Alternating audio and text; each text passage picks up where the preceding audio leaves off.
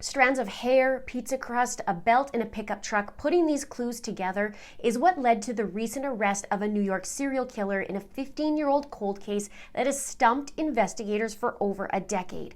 A task force was formed and focused in on the cell phone data of the victims, what was found at the crime scenes, and one witness statement in 2022 had crucial information which eventually led to the 59-year-old alleged killer Rex Heuermann and be named as the prime suspect. It was only recently that his DNA was able to be matched to the crime scenes, and up to 10 victims were found along Gilgo Beach in Long Island, New York.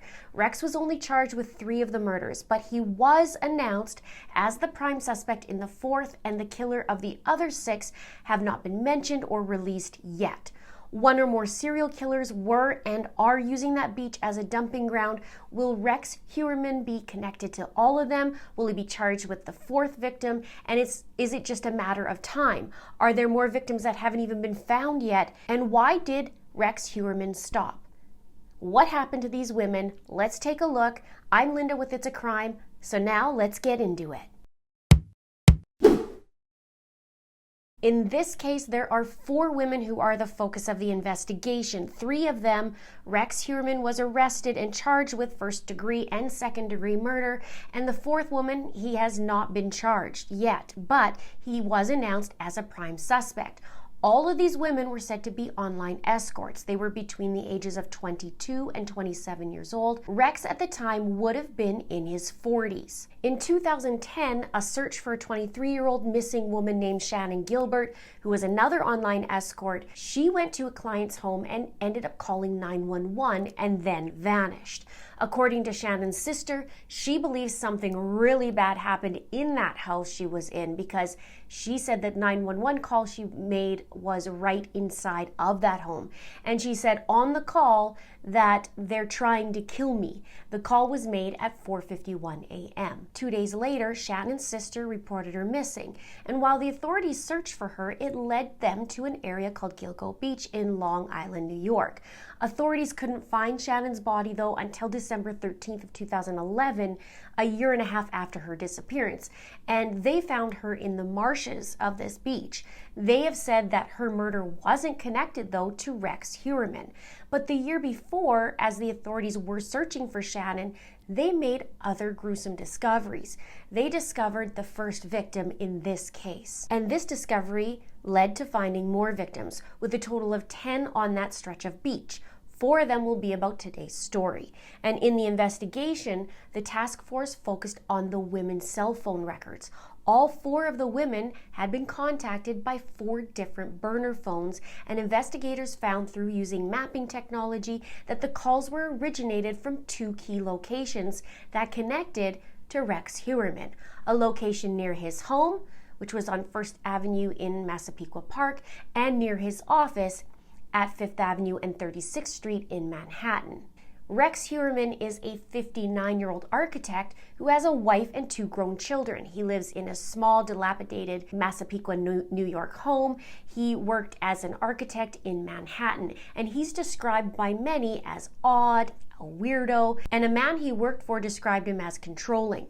Neighbors called him a loner who mostly kept to himself. Neighbors also called his house creepy and that they wouldn't send their children there. But even though Rex was married with kids, little did his family know that Rex holds sinister secrets, and many of them.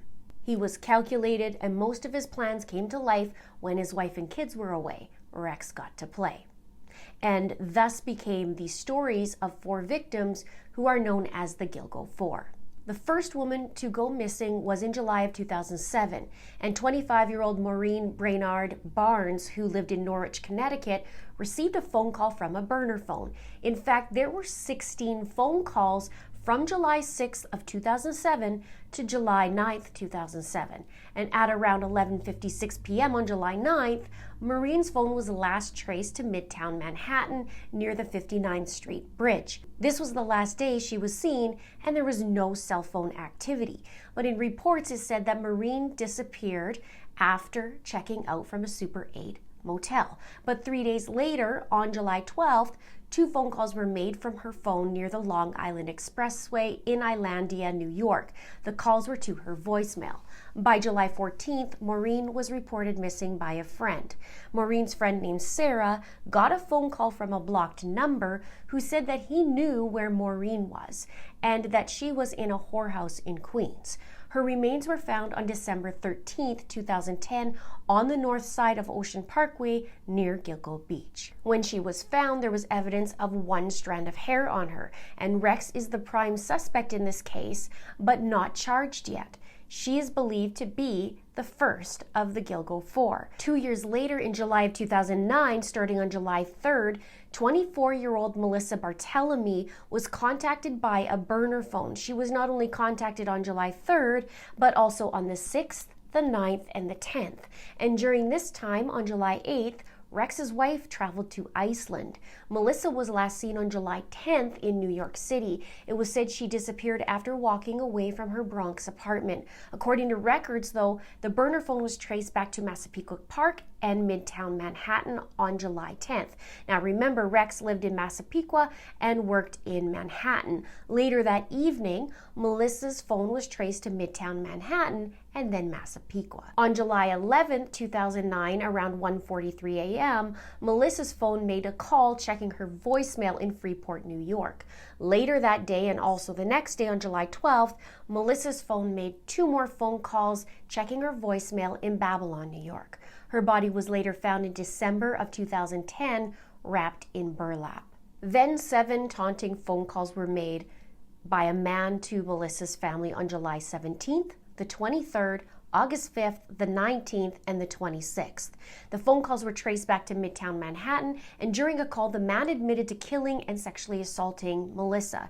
John Kelly, who's an internationally recognized criminal profiler and psychotherapist, was interviewed in 2016 by People Magazine Investigates, and he talked about the call, and he said that he asked her if she was a whore like her sister. Melissa's teenage sister Amanda was only 15 years old at the time, and she started receiving these disturbing phone calls from this mysterious male caller who confessed to Melissa's murder. The calls made from Melissa's phone became a crucial lead in the investigation, but then the case went cold. The calls to Amanda never lasted more than 3 minutes, and they became vital evidence for detectives and behavioral analysts so that they could study the personality of the suspected serial killer.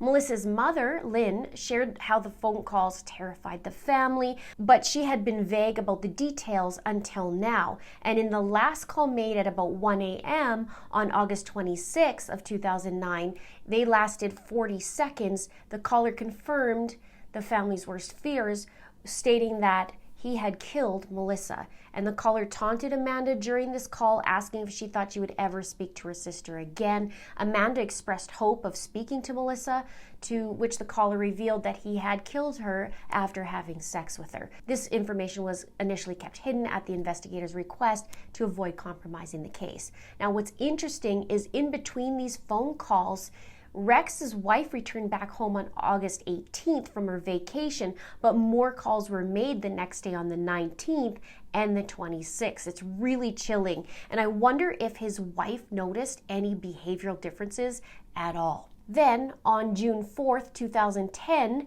Rex's wife traveled to Maryland, and the next day, on June 5th, the third victim, 22-year-old Megan Waterman, was contacted by a burner phone that was newly activated. She just placed an ad on Craigslist that day for her services, and Megan continued communicating with the burner phone until June 6th. That was the last day that she was seen, and surveillance showed her leaving a Holiday Inn in Hauppauge, New York at 1:30 a.m. It said that she shared this with a boyfriend. Her phone was traced back to Massapequa Park, which was in the area of Rex's house, and was traced at around 3:11 a.m. 2 days later, on June 9th, Rex's wife returned home from her Maryland trip. Now, reports from my researchers saying that there were 2 strands found on Megan, male hair recovered from the bottom of the burlap used to wrap her nude body. 2.5 months later, on August 28th, 2010, Rex's wife now traveled to New Jersey, and on September 1st,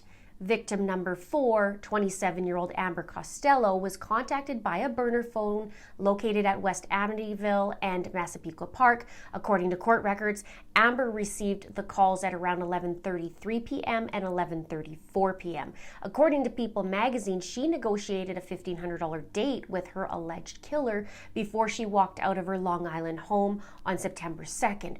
Shortly after the call, the burner phone was traced and traveled to West Babylon, where she lived. She was contacted again by the burner phone at around 12:05 a.m. on September 2nd. This time, this encounter was different.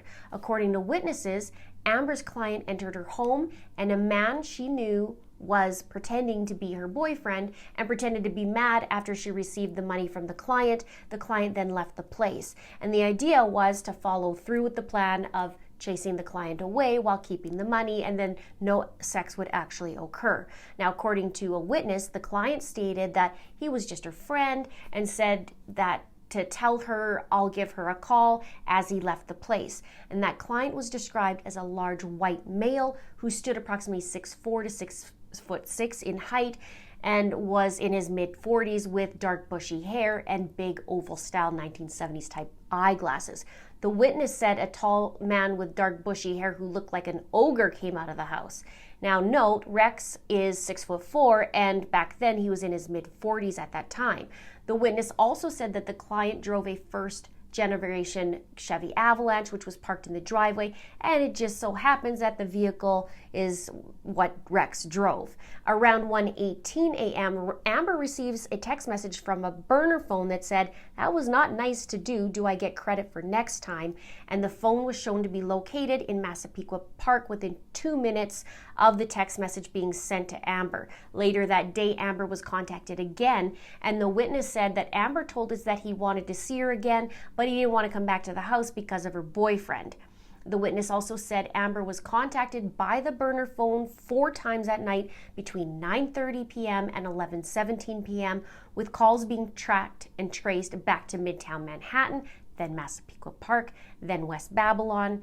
And on the night of September 2nd, Amber received a call from the same client and she left her house. Soon after that, a witness saw a dark truck pass by the house, and that was the last time Amber was ever seen. And later on, her body was found also on Gilgo Beach, and it also says that there was hair that matched not just Rex, but the wife. A few days later, on September 5th, Rex's wife returned to New York from New Jersey, and all 4 women were found similarly positioned and bound by either belts or tape. 3 out of the 4 women were wrapped in burlap, and 3 out of the 4 was also said to have hair found on them, and not only leading back to Rex, but also Rex's wife. But the wife was ruled out from her cell phone that was traced, away out of town while these murders happened. Authorities believe that she has nothing to do with the murders, but I do have a weird thought, though, about this and about the hair. It wasn't just once that her hair was found on the victims, and I got this idea that I wonder if it's some sick plan or some sick idea, the way maybe he planted the hair. It's just a thought. I mean, I wouldn't put anything past this guy. There's some weird stuff with this guy. But since she's his wife, it's easy to get hair on him, but I do find it interesting. What do you think? Let me know below. But there's a common denominator in these cases. The hair found, the 3 of them wrapped in burlap, the positions, and placed in close proximity to one another. All were petite, from 22 to 27 years old. They all worked as online escorts and would use Craigslist, all contacted by burner phones, and all bound by tapes or belts. Now let's talk about the DNA, because the breakthrough in the case came when investigators obtained DNA samples from the suspect and his wife through objects that were discarded, pizza crust linked up to Rex and bottles linked to his wife. The district attorney explained it and said that these hairs were found at the crime scenes. They matched Rex and his wife's mitochondrial DNA profiles, and said this high level of matching left over 99% of the population to be excluded as suspects. The DA discussed also the 2 possibilities of both of their hair strands being at the crime scene. First, by hair transfer. He said that Rex came in contact with his wife's hair, possibly, and then the hair unknowingly transferred to someone else.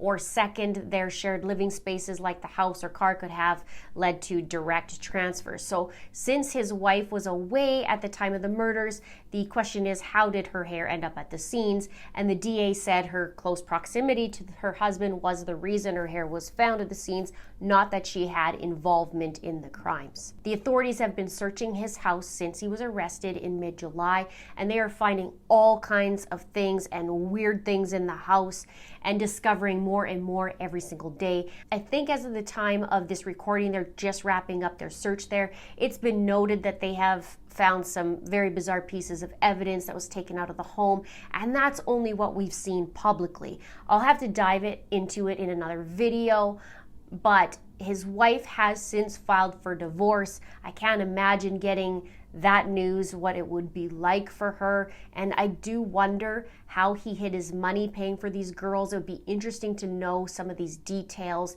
You know, did his wife notice his odd behavior? Did his children notice there's some weird behavior? Is he getting more odd? Was he always like that? And most of all, I wonder, why did he stop, or did he? The authorities are now looking into other states to see if there are more victims. There very well could be. What do you think? As for the other 6 victims, there was a woman who was missing since 2003, also an escort, and a woman who is unidentified and dismembered, and a baby girl was found. An Asian man was also found and dressed in women's clothes, and there was a female skull found and also a bag of bones. Rex will appear in court on August 1st, so just next week. And final thoughts, what did he do in between the wife's holidays? You've got to wonder. And how did he spend his time? Are there more victims? As I mentioned earlier, I wonder what kind of money trail he left, and how he was paying for all these girls. He does have property, it was said, in South Carolina, a timeshare in Vegas, and the authorities are looking into connections in Atlantic City. This might just open the can they need to link him to several people. And from what I've seen and how disturbed this guy is, I have to believe there's more victims. I don't know if I believe that it just stopped in 2010. He liked to taunt. He has some disturbing internet searches. He chose a certain type of woman, and I do wonder if there are more, if they are even the same as back then, or maybe he's adopted or adapted to different type. It will be interesting to see. And at the very least, these families will now be able to know who's responsible for their loved one being murdered. Some of these girls were moms, some of them were just trying to survive, and no matter what they did for a living, no one deserves to die like this. I'll have a playlist on the case right here. You can check out below. And thank you so much for watching. Don't forget to subscribe, and we'll see you in the next video.